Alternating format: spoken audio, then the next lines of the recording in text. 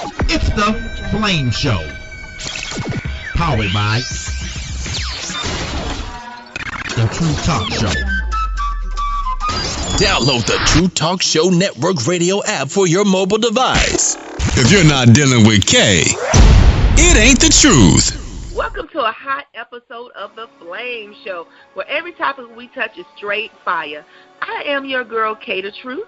And if you're not dealing with Kay, it's definitely not the truth. Follow me on all social medias at KayTheTruth.com. And in studio today, we have our special return guest, Mr. Raymond Hicks. Hey, Raymond, how are you? I'm good, Miss Kay. How you doing? You know, it's always a blessing to talk to you, and especially this powerful interview that we're about to have. You know, I just look up and truly thank God for this opportunity. Oh, we are excited to have you back. Let me kind of go over it. You're author, motivational speaker, and founder and CEO of Raymond L. Hicks Foundation, LLC. For those who don't know, tell them about your book, or books now. Well, you know, the book is actually a powerful book. You know, it talks about my struggles, you know, me going into law enforcement at the age of 21. And, of course, you know, speaking out against certain aspects of corruption where, you know, some of my colleagues were doing the unthinkable. You know, the Broward Sheriff Office was manufacturing drugs and giving to us to be sold in the street, which is entrapment. They was planting drugs on black offenders and beating them to the ground and taking money from them. And, of course, you know, I said something about it, which actually became my dilemma. But it actually formulated my book titled, I'm Still Standing. Yes, which is a great book. Great book it is. So, do you think, since you've written that book, and the last time we interviewed, that police, I'm going to call it police brutality or not so good activity, do you think it has increased or has it declined? Or what do you think? Well, to be honest with you, I think it has increased since the time that I wrote my book, because if you notice in the media today, you know, you see all these insensible killings taking place about citizens as well as law enforcement officials. And I just think it's unfortunate, you know, because that's not what it's supposed to be about. You know, law enforcement is supposed to be the salt of the earth. You know, we're supposed to go out and make a difference for all mankind and do different things that inspire young kids that want to come into that profession. You know, and on the other hand, flip side of that, it's not right for the citizen to take the law into their own hands, you know, and start, you know, taking innocent cops' lives as well. You know, there's a lot of cops that get out there and do the job that they're supposed to do, you know, but they're scrutinized based on the small percentage of those individuals that actually abuse the badge, you know. And I just think it's unfortunate how these insensible killings are taking place on a daily basis, you know. That's one of the reasons why I continue to pray and pray without ceasing each and every day, Kay. You know, and I'm just praying and hoping that at some point God begin to intervene in this situation, because it's not getting better, it's getting worse. Right. So, since you've written the book, where has the book landed you? Like, what positive environment have you had the opportunity to speak about your book? What type of platform? Well, you know, as a matter of fact, Kay TheTruth, you know, radio, I've had an opportunity to talk to you almost a year ago.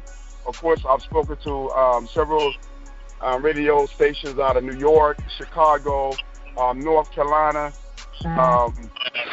here in South Florida. And not only that, I've been going on so many different speaking engagements where just recently I spoke at Broward Community College. I did the commencement there, you know, motivating young kids, first-time offenders, you know, and I received an award, you know, for speaking with these young kids. And, you know, it's other platforms that I've actually gone on, and I've been speaking some everywhere. And I just thank God for this opportunity, you know, to put my message out there. And I just want to say to you, Kay, is that my message is not about negative, but it's all about positive. You know, how do you move forward in life? You know, in spite of the triumphs and the trials and tribulations that I've gone through, you know, how could I change the mindset of young individuals, you know, and also law enforcement officials, you know, because it's something that needs to be done, you know, and who else better can talk about it than myself? Right, because you've seen what officers are able to do and what they're not doing. So I'm going to ask you this: how do you feel that mainstream, when I say mainstream, such as your Steve Harveys or Ellen, for instance, have you been able to reach out to them, and are they receptive of you? Let me just say this to you, ma'am. For some reason, Ms. Kay, I reached out to all of these individuals that you just spoke about. Like Miss Ellen, I reached out to Steve Harvey. So many other different powerful people who can, Oprah Winfrey, Dr. Phil. The only person that actually responded to me was Dr. Phil's show. And they invited me to come and be on the show. But the young lady, her name was Gigi. She was a senior research producer. She said, in order for you to appear on the show, we must have someone from the sheriff's office who can actually come and speak on behalf of the sheriff's office.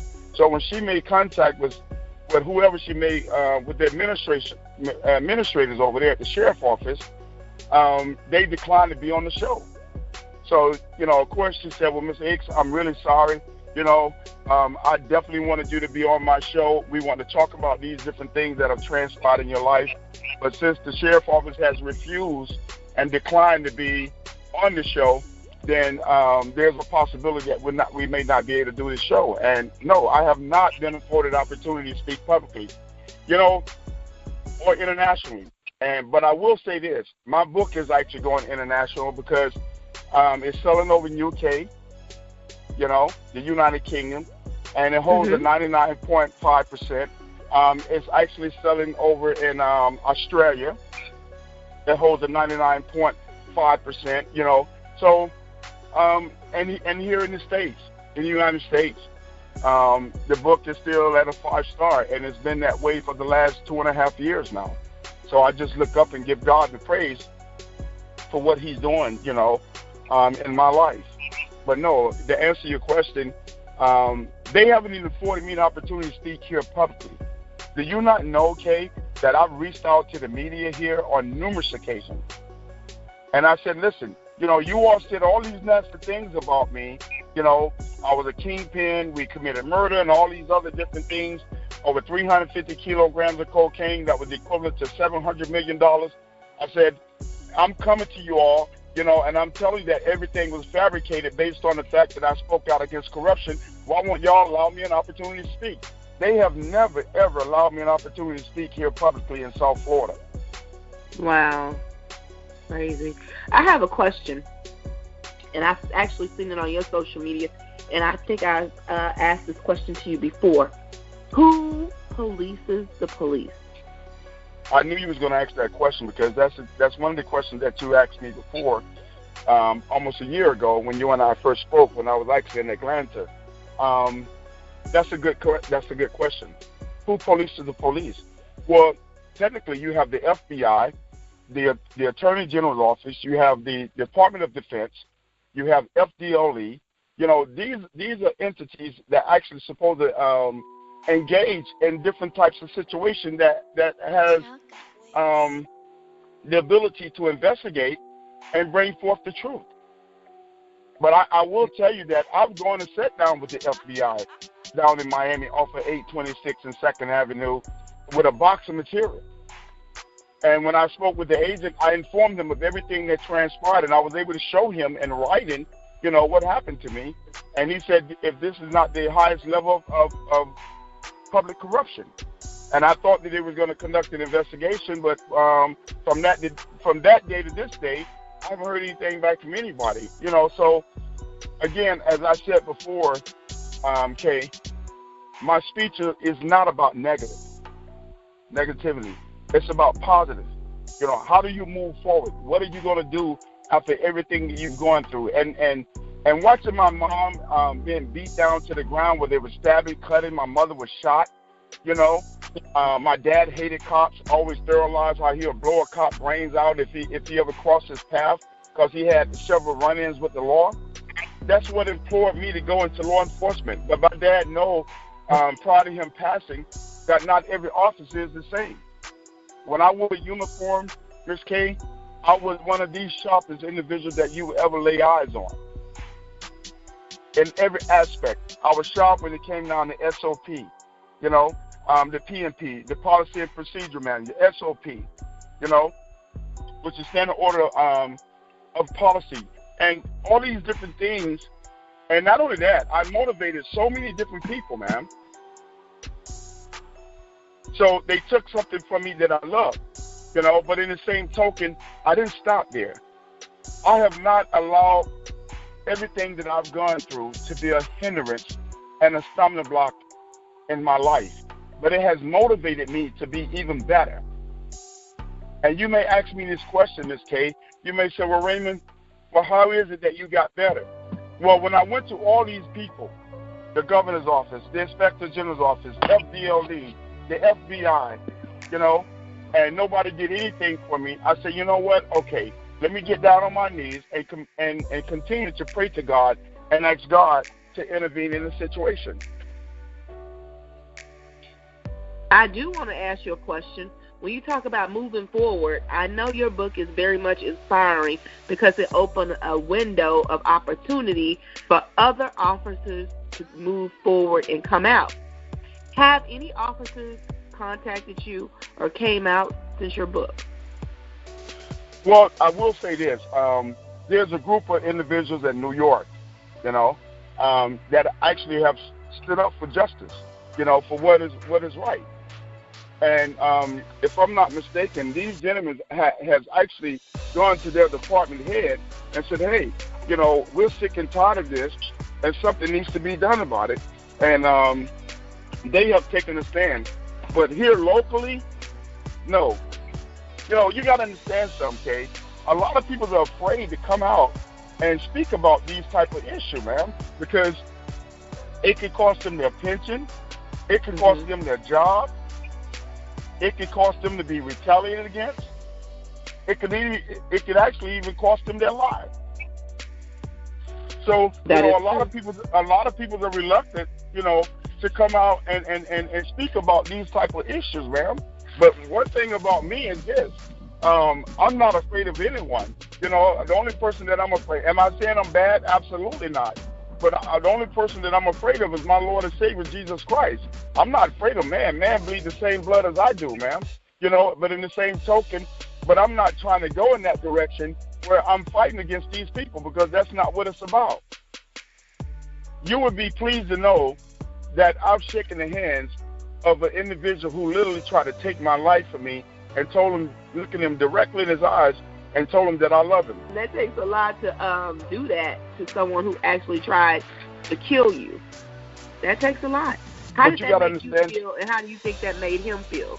Well, you know what? It made me feel great. You know, it made me feel great because I'm showing him that I'm a bigger person than you are. You try to take my life, but by the grace of God. But see, again, I had to change the mindset of who that old Raymond Hicks was back in the days. Because anybody that knows me, Kay, will tell you, don't fool with this guy, because you're going to have problems on your hand. But I've learned that's not what God has in store for me. God wants me to go on and make a difference in other people's lives, Kay. How can I change the mindset of young individuals or criminals or officers or anybody for that fact of the matter when I haven't changed myself? That is true. See, I don't have to live, you know, walking around, you know, wondering whether God gonna snatch the life out of my body. You know what I mean? Because I know that God is pleased with everything that I've done, because I do it from the heart. Tell us about some of your events. One of them was Barriers of the Badge. Yes, Barriers of the Badge was actually a platform that my publicist created for me, and of course I'm down in Miami at the CIC at that CIC building. And, of course, it gave me an opportunity to talk, you know, about the same thing that you and I are talking about now, you know, police brutality and, you know, police corruption. How do you move forward in life? You know, what are your feelings pertaining to law enforcement? How do you feel about law enforcement to this day? There were so many different things of the people who was actually there that asked me so many different questions. But it gave me an opportunity, you know, to open the eyes of other individuals. There were some powerful people there, you know. And you know what's amazing to me is that Hot 105, 99 Jams, and some of these other radio stations here locally, you know, that can actually put out certain information. But again, it goes back to what I said. They have not afforded me an opportunity that come on their show and talk about these different things, and I understand the reason why. A lot of these people are politicians. A lot of the other different individuals, they actually bed with one another. So therefore, I don't go to anybody else anymore. What I do is this, when my publisher set me up with a speaking engagement, again, my whole speech is not about what a person is doing for me. Because I know that God is greater, and God can do far greater than what any man or woman can do for me. So as long as I continue to trust God and see the manifestation of Christ and what he's doing in my life, I don't have to worry about the fact that they won't allow me an opportunity to speak. Because at God's appointed time, Miss Kay, God is going to allow me an opportunity to be able to speak, and it's going to touch the lives, the core of other individuals. It's just like I said to you before. There's a young lady, and I call her young lady, but I call her mom, and her daughter, Miss Felita Fagan, as well as Corrine Anderson. These are family members of mine that actually have been there for me from the time that this incident occurred up until the time now. And when I tell you that I love them, and I love them immensely, because I never forget when my family was struggling. They walked down there, and she gave $6,000 out of her pocket, her and her daughter.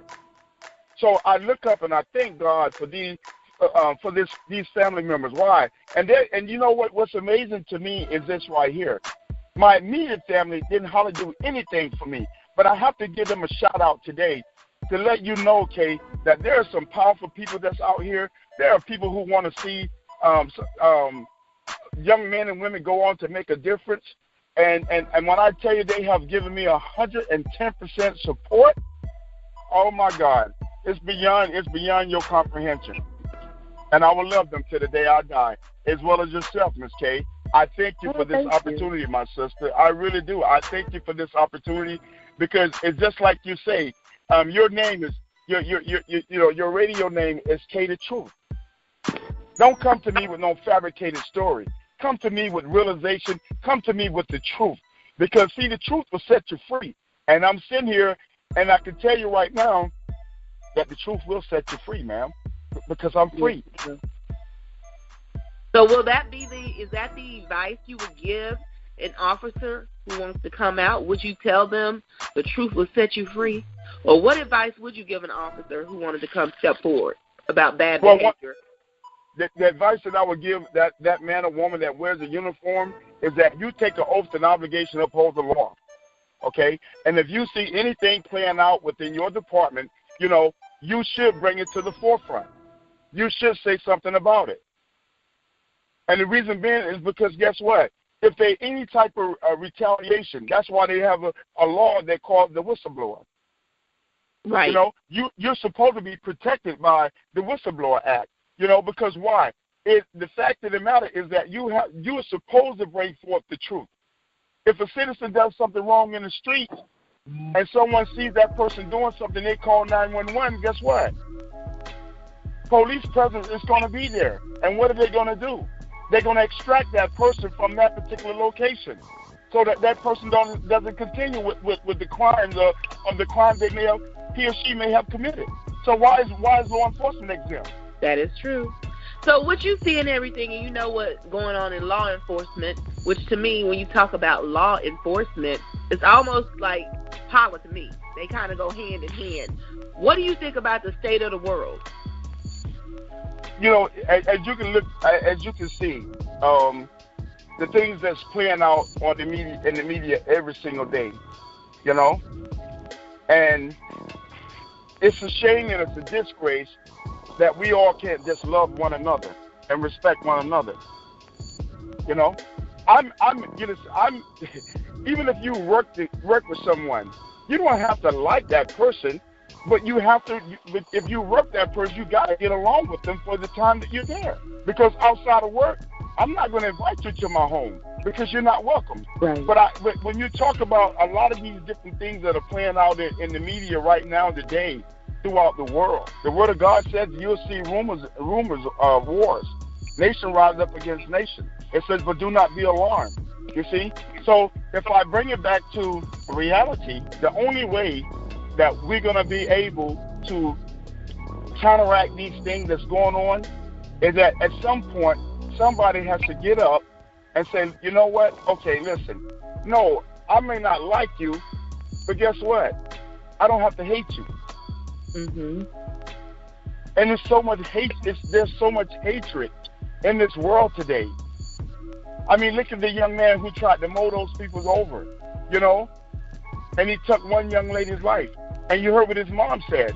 You took her life, but you gave her life, because her life would be through me. So what I'm telling you is that when they tried to take my life from me, Kay, the truth, they gave me life. And you may say, well, Raymond, how did they give you life? Because you don't know this, Ms. Kay, but let me be the first one to inform you, ma'am, that I went back and I just was awarded the Certified Life Coach Award of the year. Yes. I just actually received my doctorate degree. So, as I said to you before, what they did, they didn't kill me, they motivated me. And they motivated me to go on to be an example for other people. So who knows? God may use me for that platform to bring the world together and say, hey, listen, let me tell you what I've been through. I was arrested and detained for almost 2 years, faced with natural life imprisonment for a crime I never committed. I was exonerated by a 12-panel jury. They sent me death threats. I was arrested a second time. Said I was shooting at someone in court. In my backyard. At the time of the last shooting, I was in court. I beat that case. Tried by the court, acquitted by the judge. They came back a third time, arrested me a third time. Said I committed child abuse right after I won the highest award in the community here in South Florida, the African American Achievers Award. But watch this, Ms. Kay. This really going to blow your mind. Is, do you not know I received a phone call from the sheriff, the current sheriff, Scott Isbell, and he took me and my family out to dinner, and he said to me, he says, Ray, I found out that you never committed these crimes. He said, I did a thorough investigation, and I found out that you did not commit these crimes. And he started crying. He said, I found out that you was at work every single day. So how could you have been going to these various states delivering 350 kilograms of cocaine? He also found out that I was not running FCIC, NCIC, which is controlled through your Social Security number. He also found out that it wasn't my audio, it was my voice on the audio tape. But in fact, it was the same deputy who arrested me. But every man or woman that was associated with my case was promoted to a higher rank. So the poisonous venom, you know, it continued to spread. So with all that being said, what advice would you give African-American children if they want to enter law enforcement? What advice would you give them? I would tell them that if they want to go into law enforcement, they should go federal. Because some of these state entities, some of these state departments, there's corruption everywhere you go. But I would tell them, if you want to go into law enforcement, then you should. You know why? Because really law enforcement is a good job, Ms. Kay. It's a very, very good job. The benefits are great. Do you not know if they had not did what they did to me, I would have 31 years on the force right now at 52 years of age, bringing in almost $15,000 a month for the rest of my life. I do get a retirement check, but it's not my full retirement. They're giving me 13.14 years of service, which is not right. Do you not know when I called the Florida retirement system and I was able to speak to a black female who was a supervisor, and I began to tell her my story, and she said, wait a minute. She said, you was hired in 1986. I said, yes, ma'am, 11/17/1986. She said, well, they have you here saying that you started in 1998. You see, this is the type of these are the and you know, I've been fighting this thing with my retirement. But at some point, Ms. Kay, God is going to afford me the opportunity to speak about everything that I've transpired. And they're going to have to give me everything that they took from me. Every single thing that they took from me. My case right now, my civil case has not been resolved yet to this day. They owe me $2.69, Ms. Kay. So how long is that going to take to be resolved? Or is there a statute of limitations? How does that work? And I'm glad you mentioned that. They said the statutory limitation has ran out. But watch this. But there's a law that's called equitable tolling. Equitable tolling means that when a person is accused of a crime that he or she has not committed, it doesn't start tolling until you bring up factual information, new evidence that can be presented to the courts. But I can't find nobody to represent me.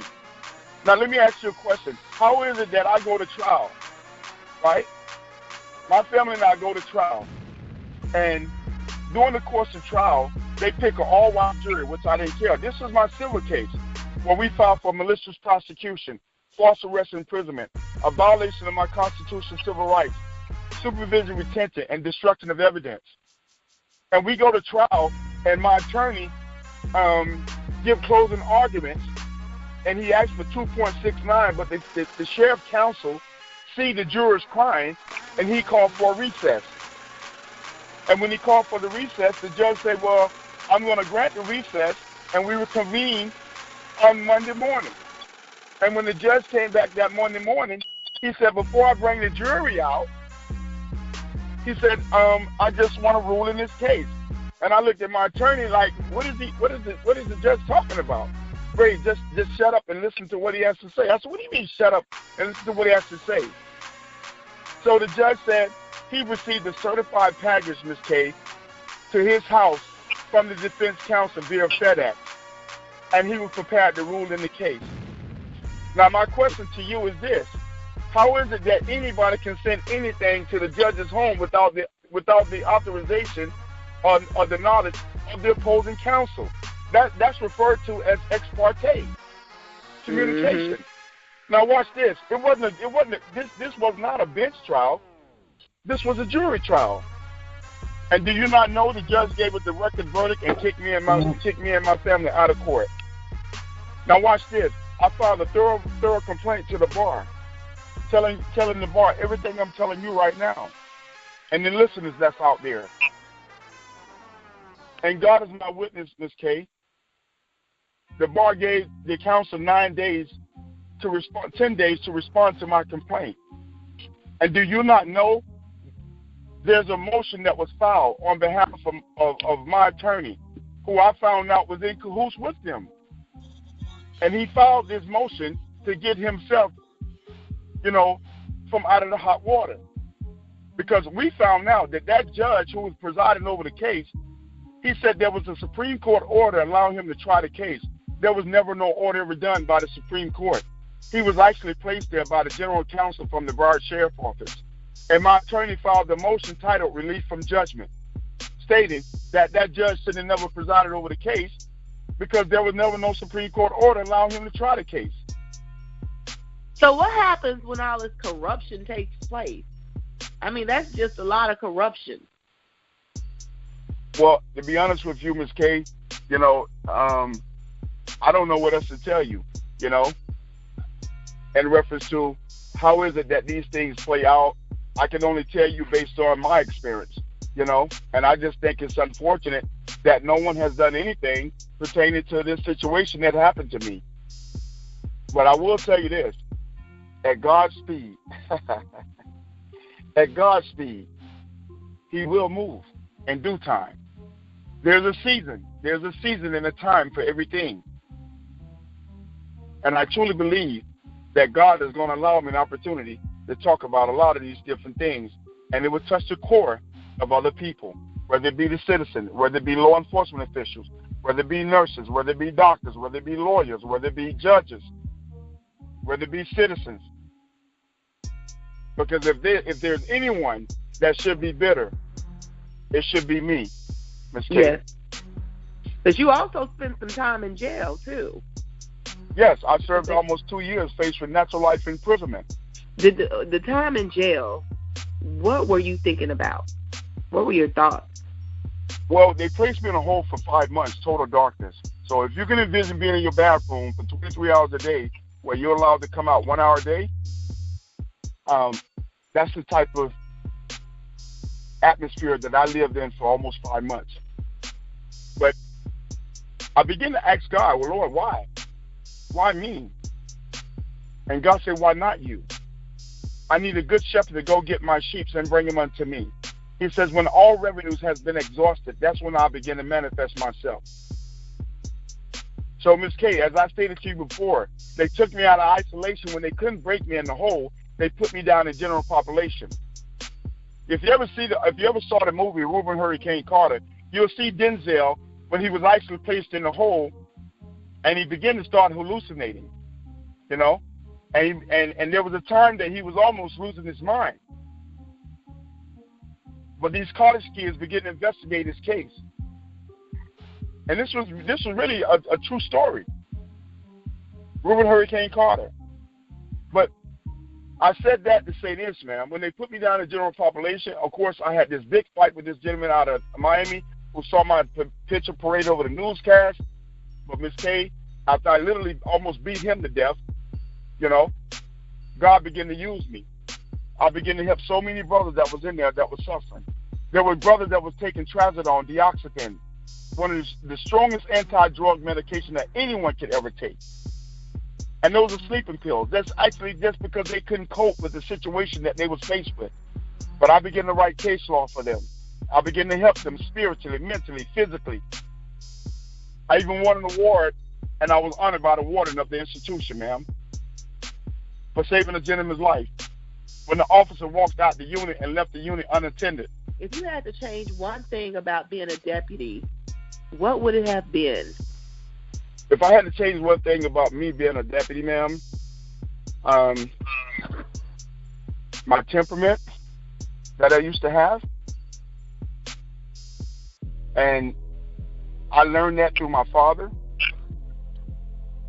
But I thank God for the temperament, though, Miss K, because that temperament that I used to have, it actually saved my life when I was placed in general population. You got to understand something. I was in general population with 122 inmates. And these gentlemen range from murder, robbery, kingpin, bank robbers. I mean, you name it. I was there with them. Was the officer supposed to be in a situation like that? And did they know you were an officer? Well, I'm assuming so, since you had the fight. They all knew I was an officer, ma'am. I never forget it, when they took me out of isolation and they put me down in general population, as soon as I walked through the door and I began to look in the unit, there's an upper tier and there's a lower tier. There's almost approximately 122 inmates to each unit. Everybody was looking on me, and you can hear almost everybody in there say, man, that's that deputy. That's that deputy. And here comes this guy who, like I said, he saw my picture parade over the newscast out of Dade County by 6'4", 270 pounds. I'm 6'1", I was 6'1", almost 290 pounds at the time, you know, built like a brick house. As I told you before, Ms. K, I was doing almost 1,000 to 1,500 push-ups every other day, if not every day. That's the only way I could really go to sleep. And it's a death threat. They know that. You can't take an officer and put him in general population, ma'am. It's a death threat to an officer. And do you not know I was in there with 8 guys that I was over when I was actually working in a jail or when I was working undercover? But every last one of them gave me the utmost respect. So today, what you do in the motivational speaking, your author, you got your doctorate degree. What else is next for you? You know, that's a good question. You know, people tell me, Raymond, God has chosen you to be a minister.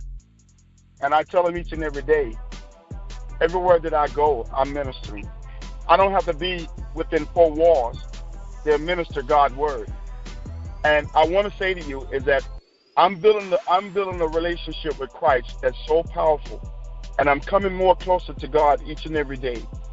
And I want to be able to let people know that, number one, I love you. I'm going into the jails, the convalescent homes, the hospitals, anywhere else they want me to go. And let them know that I love you. But most of all, Christ loves you the most. Identify yourself. See where you're going at in life. So, to answer your question, what am I going to do next? Is I just wait on God. I have asked God to order my direction and my path. So I could tell you, Ms. K, I'm just waiting on God.